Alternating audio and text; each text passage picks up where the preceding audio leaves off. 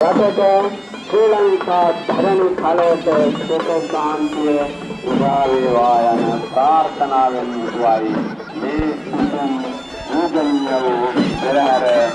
මේ නගරය වටා සංචාරය කරනු ලබන්නේ.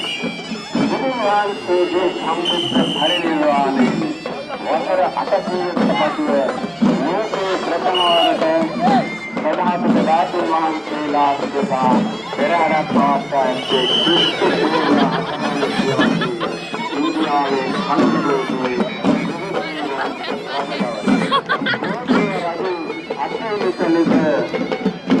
මේ ධාතුන් වහන්සේලාට ආදරය කළ බව දන්ත ධාතුන් නිසාම කලින්දුවේ මහා සත්‍යක සෞභාග්‍යමත් දෝෂයක් වූ බව අනිකුත් රටවල පාලකයන් පෙරහැර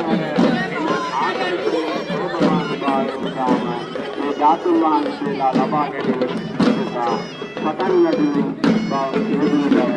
සාසන ඉතිහාසය වෙනවා. අපරට ප්‍රථම වර්ග පෙරහැරක් නිර්මාණය වී ක්‍රිස්තු පූර්ව